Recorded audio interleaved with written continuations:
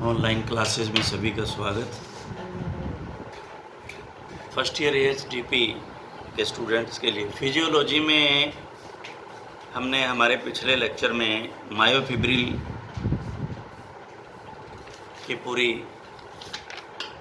Thin और thick के बारे में पढ़ लिया था कि इनमें अनुपात जो है वो 1:2 का अनुपात होता है। तो आज जो है हम इसमें जो है पेज नंबर 16 यानी 16 पे इसको हम समझने का प्रयास करेंगे। पेशीय कोशिका या तंतु में सार्कोप्लाज्मिक रेटिकुलम, जैसे सेल में एंडोप्लाज्मिक रेटिकुलम होता है, एंडोप्लाज्मिक रेटिकुलम आपने पढ़ा होगा सेल के अंदर, और वही संरचना सेम है। इसके अंदर हम इसको सार्कोप्लाज्मिक रेटिकुलम का मतलब नेट है, एक तरह का नेटवर्क बना हुआ है। और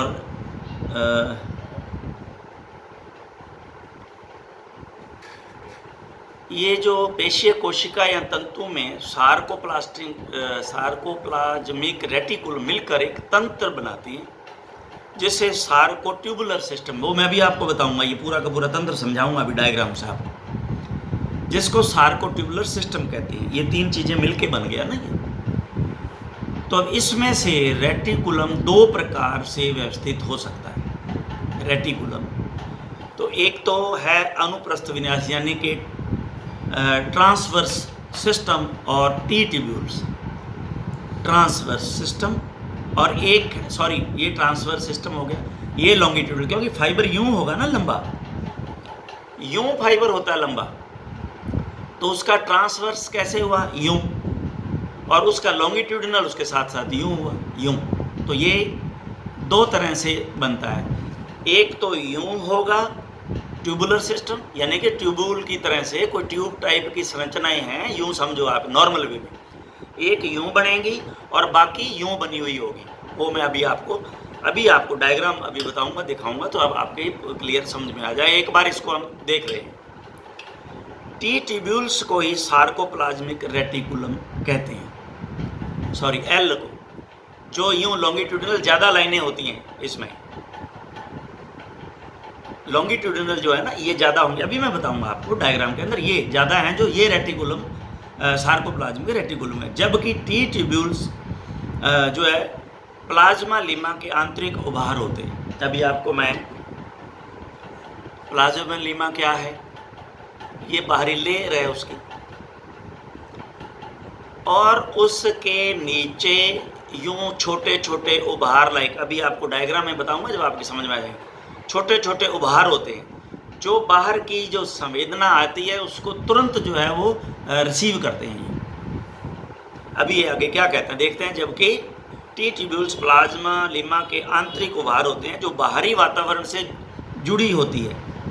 प्लाज्मा लीमा बाहरी वातावरण से जुड़ी, अर्थात इनकी गुहा ल्यूमन एक्स्ट्रा सेलुलर होती है। एक्स्ट्रा सेलुलर यानी कि बाहर की तरफ, सेल से बाहर। इन टी ट्यूब्यूल्स का कार्य एक तंत्रिका आवेग नर्व इम्पल्स को बाहर से पेशी कोशिका के अंदर तक पहुंचाना होता है, जो उन्हें संकुचन की प्रेरणा देता है। तो ये हम अभी इस ट्यूब्यूल्स को मैं आपको दिखाऊंगा, एक बार इसको आगे और हम पढ़ लें ताकि ये पूरी संरचना मैं आपको समझा दूंगा।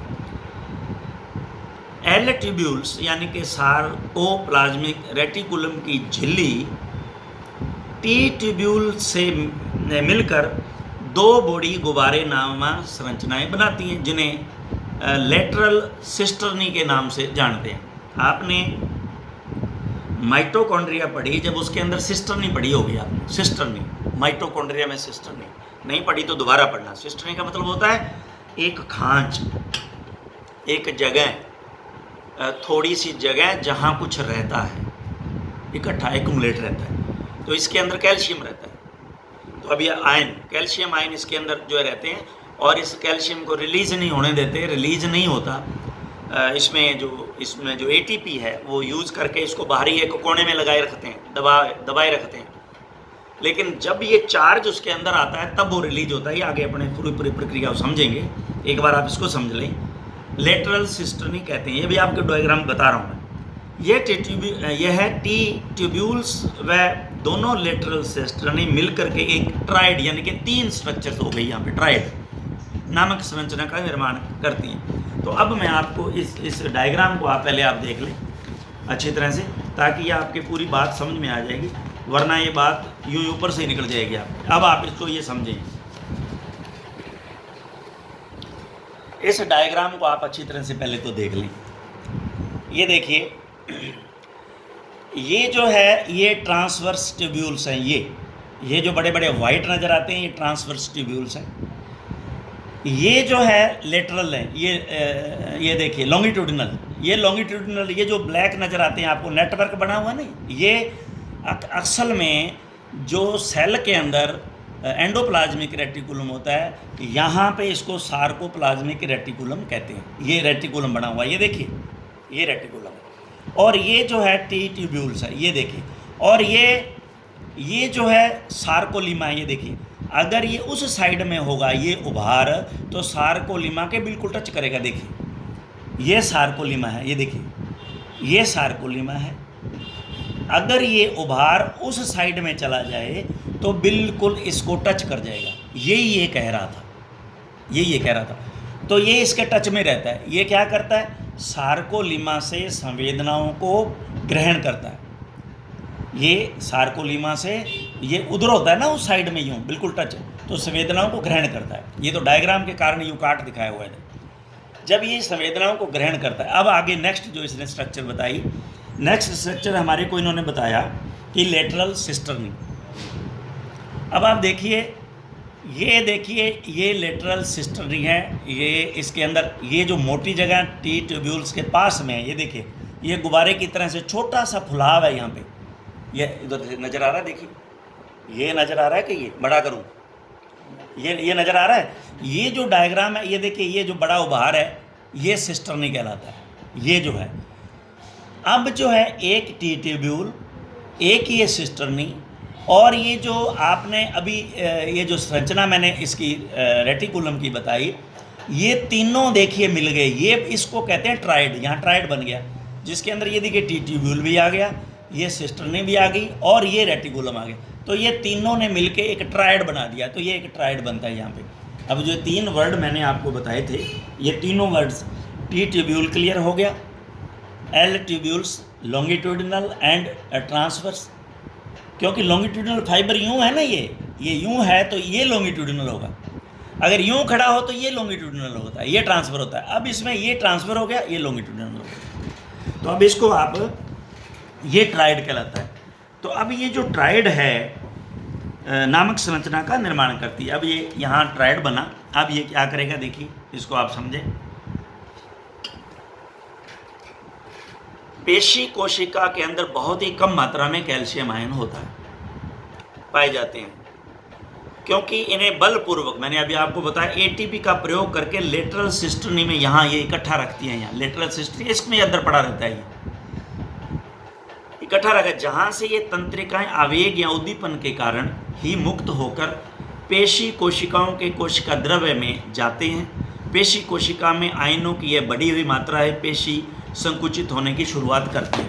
अब आप इसको एक, मैं आपको अभी डायग्राम बनाऊंगा, अभी आपको मैं बताता हूँ, इसको आप 2 मिनट देखें तो ये डायग्राम आपको अभी समझ में आ जाएगा कि ये क्या है एक्चुअल में। अब आप इसमें एक इसका और भी आपको मैं डायग्राम बना के इधर भी बना देता हूँ, तो ये क्या है ये आपको पता चलेगा।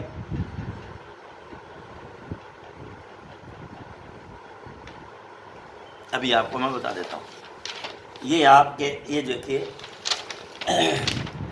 ये जो मेम्ब्रेन है, इसके अंदर ये आयन जो हैं, जैसे ही स्टिमुलाई मिलेगा इसको, तो ये आयन इसके अंदर आना शुरू हो जाते हैं। अब जैसे इसके अंदर आयन आएंगे तो यहाँ इसको कहते हैं डीपोलराइजेशन। ये इसका डीपोलराइजेशन होना शुरू हो गया। डीपोलराइजेशन, आयन की मात्रा का इसके अंदर, इलेक्ट्रॉन की मात्रा का इसके अंदर, पॉजिटिव की मात्रा का इसके अंदर आना, ये डीपोलराइजेशन कहलाता है। इसके अंदर आना, ये पूरा का पूरा सेल है अंदर, आपको मैं बता देता हूँ। ये जो है मेम्ब्रेन है। अब यहाँ ये जो है जैसे इसको स्टिमुलाई मिलता है, इसको अंदर आने की अनुमति देती है। जैसे ही अंदर आया तो इसका डीपोलराइजेशन शुरू हो गया, यानी कि चार्जिंग शुरू हो गई इसकी। अब ये डीपोलराइजेशन होता है तो ये देखिए यहाँ से एक्शन, ये इसका देखिए, ये इसका जो है मैंने ग्राफ बना दिया हुआ है। ये जैसे यहाँ से स्टार्ट होता है, ये नेगेटिव है, ये पॉजिटिव है। तो जैसे ये स्टार्ट होता है तो इसका जैसे स्टिमुलाई बनता है तो ये हल्का सा ऊपर की तरफ, ये देखिए यहाँ ये स्टार्ट हुआ और ये डीपोलराइजेशन कंप्लीट होते हुए यहाँ एक शिखर तक पहुँचता है। अब क्या होता है, इसके बाद में यहाँ से इन आयन का, ये जो हमने कैल्शियम के, ये जो है ना, ये पॉजिटिविटी यहाँ से आउट होनी शुरू होगी। अब ये इसको अलाउ करती है, यही मेम्ब्रेन। तो जैसे ये बाहर जाना शुरू होगा, ये हो गया रीपोलराइजेशन, इसको कहते हैं रीपोलराइजेशन। ये है डीपोलराइजेशन और ये है रीपोलराइजेशन। अब ये जब ये पूरे के पूरे आयन बाहर ये निकल गए हैं तो ये कंप्लीट रीपोलराइजेशन हो गया और ये नेगेटिव चार्ज इस पे रहता है। ये जनरली इसमें शायद इसमें 80 माइक्रोन वोल्ट होता है, इसका शायद माइक्रो वोल्ट होता है या मिली वोल्ट होता है, मिली वोल्ट, सॉरी माइक्रो नहीं, लगभग 80 -80 मिली वोल्ट इसका जो है वो चार्ज होता है। तो अब ये जैसे रीपोलराइजेशन हुआ, वापस आ रहा है ये, तो अब ये कई बार हाइपर पोलराइजेशन हो जाता है, हाइपर, ये और नेगेटिविटी की तरफ चला जाता है, कई बार ऐसा हो। तो ये एक प्रक्रिया बहुत लंबी है समझने के लिए। आप तो सिर्फ इतना ही समझ लो कि what is depolarisation and what is repolarisation. ये आपको समझ में आना चाहिए कि इस पॉजिटिविटी का इसके अंदर सेल में आना ये डीपोलराइजेशन है और इसका इससे बाहर निकलना ये रीपोलराइजेशन है। ये आपके आगे वर्ड आएगा, या मैंने आपको यहीं आपको समझाया इसलिए कि ये चार्ज आपके समझ में आ जाएगा। अब जैसे ही यहाँ ये जो सिस्टर्नी है अभी मैंने बताई सेल के अंदर, ये जैसे ही यहाँ पे डीपोलराइजेशन शुरू होता है तो ये जो कैल्शियम है यहाँ इकट्ठा, ये इसको छोड़ देता है, ये सिस्टर्नी इसको छोड़ देती है। ये सेल के जो इसका जो है सेल के अंदर जो है वो इकट्ठा रहता है, वो मुक्त होकर के और कोशिका द्रव्य में चला जाता है, कोशिका द्रव्य में ये चला जाता है।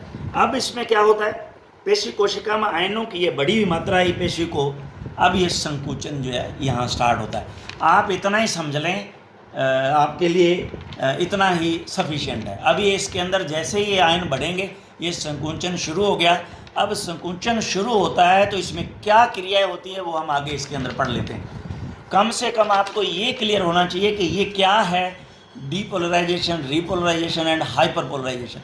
ये आपको लगभग मेरे ख्याल से समझ में आ गया होगा। ये वो सार्कोलीमा, ये मेम्ब्रेन है, इस मेम्ब्रेन से ये सारा का सारा सिस्टम जो है, क्योंकि ये इसके साथ में वो ये जो टी ट्यूब्यूल्स हैं यहाँ ये लगे हुए, टी ट्यूब्यूल्स इसके टच में रहते हैं, टी ट्यूब्यूल्स। और ये जो है एल, इसी के अंदर यहाँ सिस्टम नहीं, मैंने अभी ये बताया, और यहाँ ये ट्राइड बनता है, ये इसको ट्राइड कहते हैं। ये तीन इकट्ठे हो जाना, ट्राइड बनना। तो ये है आपको ये एक बात जो है लगभग क्लियर हुई है कि भाई ये ट्राइड और ये क्या है, और ये डीपोलराइजेशन, रीपोलराइजेशन क्या है, और ये कंट्रैक्शन कैसे होता है, कैसे आयन बढ़ते हैं, तो चार्ज कैसे बढ़ता है, जैसे चार्ज बढ़ता है कंट्रैक्शन होता है। अब इसमें तंतुओं की आणविक संरचना, अब ये जो थिन एंड थिक फिलामेंट्स हैं इसके मायोफिब्रिल के, तो ये हम इनके बारे में पूरी जानकारी हम लेते हैं। तो पहले हम थिक फिलामेंट्स को लेते हैं। थिक फिलामेंट जो हैं वो मायोसिन प्रोटीन के बने होते हैं, जिन्हें मायोसिन के अणु विशिष्ट विन्यास में जुड़े होते हैं, तथा इनमें एक हेड व टेल होती है। अब ये हेड टेल आपकी समझ में नहीं आएगी, अभी मैं आपको डायग्राम बताऊंगा, 1 सेकंड में आप समझ जाओगे। नथिंग, बहुत आसान है। मायोसिन का प्रत्येक क्रॉस ब्रिज, अब ये क्रॉस ब्रिज क्या है ये अभी आपको बता, इनके 2 हेड से बना होता है तथा इसमें थिन फिलामेंट्स के एक्टिन प्रोटीन को जोड़ लेने की क्षमता होती है। ये आप लाइन आप अच्छी तरह याद कर लें, ये आगे काम आएगी पूरी आपके। जोड़ लेने की क्षमता होती है। थिक फिलामेंट्स एक त्रिकोण में व्यवस्थित होते हैं। त्रिकोण में अभी आपको मैं ये भी समझाऊंगा, यहाँ इससे आपको समझ में नहीं आएगा त्रिकोण में कैसे व्यवस्थित होते हैं। तो पहले आप इसका डायग्राम देख लीजिए। पहले मैं आपको इसका डायग्राम जो है वो आपको समझा देता हूँ, क्योंकि यहाँ ये आपके यहाँ डायग्राम इसमें क्लियर नहीं दिया हुआ है। इसमें आपको मैं डायग्राम ये क्लियर बताता हूँ आपको।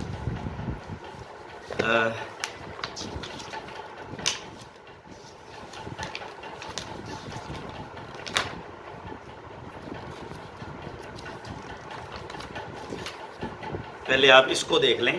पहले ये तो थिन फिलामेंट का हम आगे देखेंगे, पहले ये आपको इसके बारे में मैं आपको एक सेकंड डायग्राम की तरफ गया, एक सेकंड अभी ये है इसमें मेरे पास। अभी आपको डायग्राम जो है वो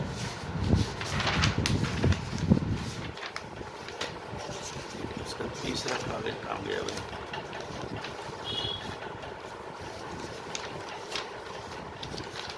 यस, ये रहा। ये आपके समझ में आ जाएगा कि ये फिलामेंट के जो है वो ये किस तरह से है। अभी आप देखिए,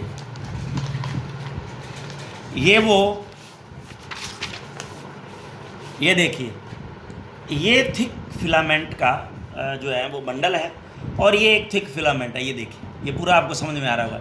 तो ये थिक फिलामेंट का ये हेड है देखिए, और ये इसकी टेल है। ये इस तरह का होता है। स्ट्रक्चर को आप याद रखें, ध्यान रखें। अब उसमें नहीं दे रखा है लेकिन इसको आप क्लियर कर लें। ये देखिए, ये एक्टिन बाइंडिंग साइट है इसकी। यहाँ पे एक्टिन रहता है इस हेड पे। ये मायोसिन, ये देखिए, ये थिक फिलामेंट है।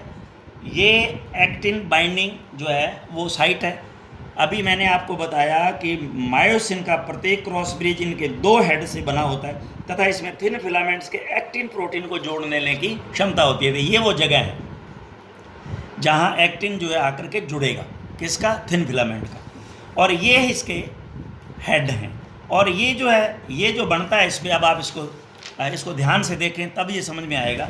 अभी मैंने आपको बताया कि भाई इसमें एक त्रिकोण जो व्यवस्थित होता है। तो त्रिकोण कैसे व्यवस्थित होता है अभी आपको मैं समझा देता हूँ। इसको आप यूँ लीजिए, इसको देखें, यहाँ से आप इस कोण को यूँ ले जाइए, यहाँ ले गए, यहाँ से यहाँ ले आए। अब यहाँ से ये लाइन सीधी इसको बिठा दीजिए। तो ये क्या व्यवस्था बन गई अभी आपको मैं दिखाता हूँ। तो ये आपके पास में ये व्यवस्था बन गई। ये देखिए, ये बन गया इसमें।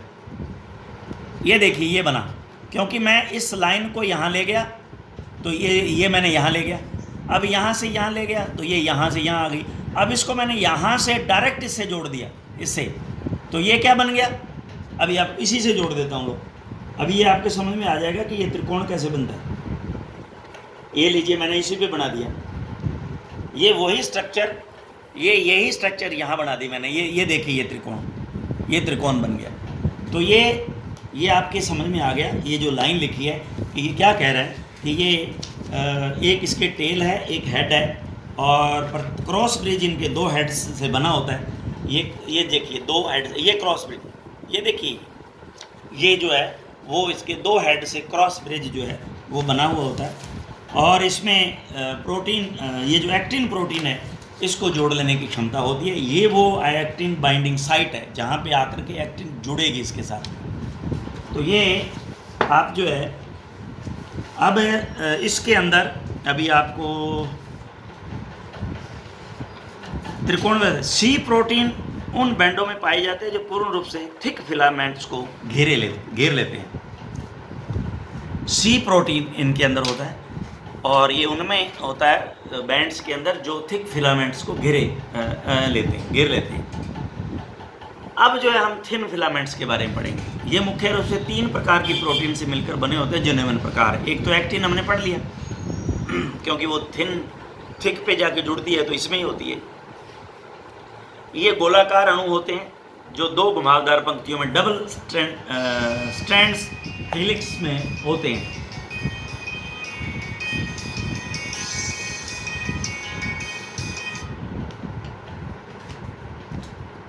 दो हेलिक्स। अब ये क्या है, हेलिक्स क्या है और ये घुमावदार और ये गोलाकार अणु, ये मैं आपको अभी एक सेकंड और ये लाइन और देख लें तो इन दोनों तीनों को हम साथ में समझ लेते हैं। तो इसमें आप देखें,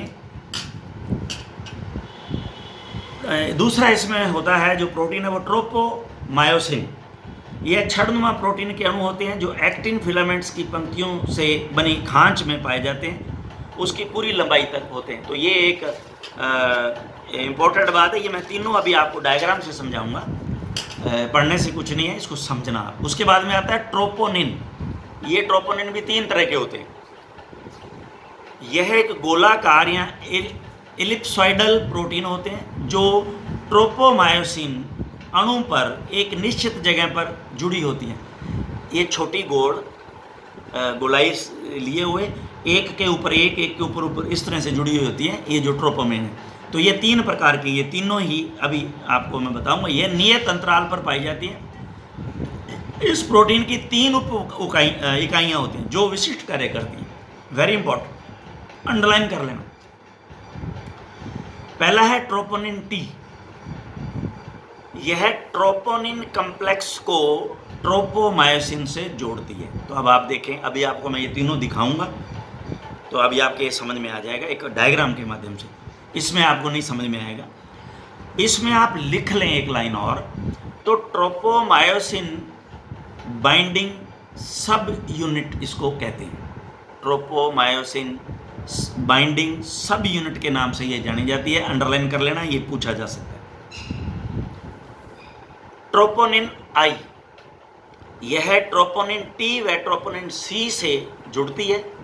वह कैल्शियम की अनुपस्थिति में एक्टिन से भी जुड़ती है। तो देखिए, उपस्थिति में एक्टिन से अलग हो जाती है, ये ध्यान रखना, यहाँ भी जुड़ती है। साथ ही यह मायोसिन की एटीपीएज क्रिया को भी रोकती है।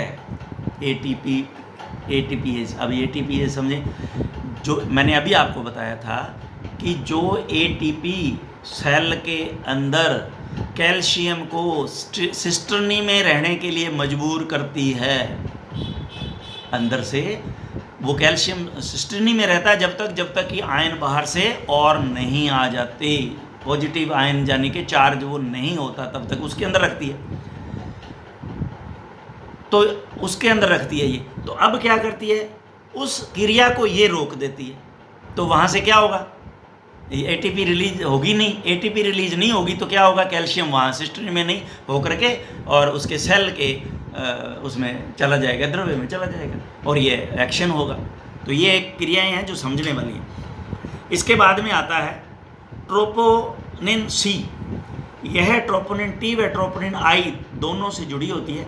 इस पर कैल्शियम के जुड़ने के लिए 4 स्थान होते हैं। इसे कैल्शियम बाइंडिंग सब यूनिट कहते हैं और ट्रोपोनिन आई को भी कहते हैं इनहिबिटरी सब यूनिट कहते हैं। इनहिबिटरी, ये एटीपी इसको रोकती है रिलीज होने के लिए, ताकि वो कैल्शियम को बाहर जो है वो सिस्टर्नी में ना धकेले और वो रिलीज हो जाए वहाँ से सिस्टर्नी से और अंदर इसमें प्रवेश कर जाए। तो ये एक वेरी इंपॉर्टेंट, अब आप इसको समझें।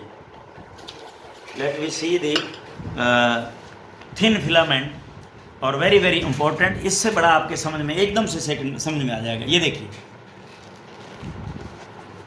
ये आप देखें, इस डायग्राम को अच्छी तरह देख लें आप। तो ये देखिए, ये है एक्टिन। अभी मैंने बताया गोल होंगे इसके जो है मॉलिक्यूल। तो ये क्या है, ये है प्रोटीन, एक्टिन प्रोटीन। ये इसके बाद में हमने ये पढ़ा था कि एक्टिन की जो खांच है, ये एक्टिन की खांच है। ये देखिए, जो काली काली नज़र आती है ना, ये सारी एक्टिन की खांच है।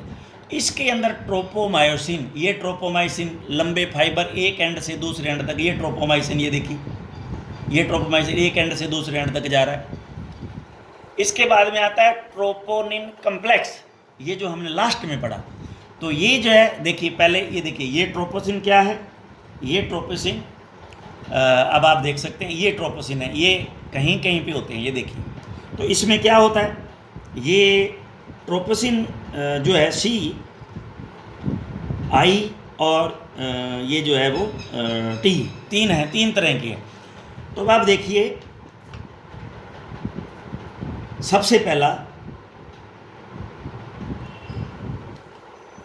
ये ट्रोपोसिन, ये देखिए ये ट्रोपोसिन कम्प्लेक्स है, ये देखिए एक ये रहा, एक ये रहा, ये नीचे ऊपर है ना, ये ट्रोपोसिन कम्प्लेक्स है। इसमें ये देखिए पहला सी, ट्रोपोनिन कम्प्लेक्स को ट्रोपोमायोसिन से जोड़ती है। तो देखिए इसने इसको इसके साथ ये ट्रोपोमायोसिन से जोड़ रखा है, ट्रोपोमायोसिन से जोड़ती है। अब ये इसके नीचे वाले पे आ जाइए, ये ट्रोपोनिन आई, ये ट्रोपोनिन टी व ट्रोपोनिन सी से जुड़ती है। ये ट्रोपोनिन सी और ये टी, इसके ये दोनों जुड़ गई आपस में। अब ये लास्ट में आ गया, ये जो है ये आती है ट्रोपोनिन आई, यह ट्रोपोनिन टी व ट्रोपोनिन सी से जुड़ती है। तो ये तीनों आपस के अंदर ये जुड़ी हुई हैं, ये यहाँ जुड़ी हुई हैं और यहाँ ये जुड़ी हुई हैं। तो अब आप देखिए ये एक्टिन है, ये ट्रोपोमाइसिन का थ्रेड है पूरा एंड से एंड तक, और ये जो है ट्रोपोनिन है, ये तीन तरह के, ये तीनों तरीके यहाँ पे 1 2 और 3 तीनों तरह की है। तो ये एक दूसरे से जुड़ाव का काम करती हैं। और ये कैल्शियम रिलीजिंग सी, ये जो है कैल्शियम को अभी मैंने आपको बताया कि ये जो है इस पर कैल्शियम के जुड़ने के लिए 4 स्थान जो है वो पाए जाते हैं, इस पर कैल्शियम जुड़ता आकर के, ये देखिए, और ये कैल्शियम को रिलीज यहीं से रिलीज होता है। तो ये जो है डायग्राम आपने ये थिन फिलामेंट का और वो थिक फिलामेंट का दोनों आपको जो है शायद मैं समझता हूँ कि ये कंप्लीट हो गए हैं इस तरह से। तो ये चैप्टर जो है आज भी मुझे लगता है नहीं ख़त्म होगा। चलिए खैर कोई बात नहीं, आप इसको समझो अच्छी तरह से, कोई फ़र्क नहीं पड़ेगा। आगे जो है ये थोड़ा आसान है, इसको ढंग से समझ लेंगे। Thank you very much.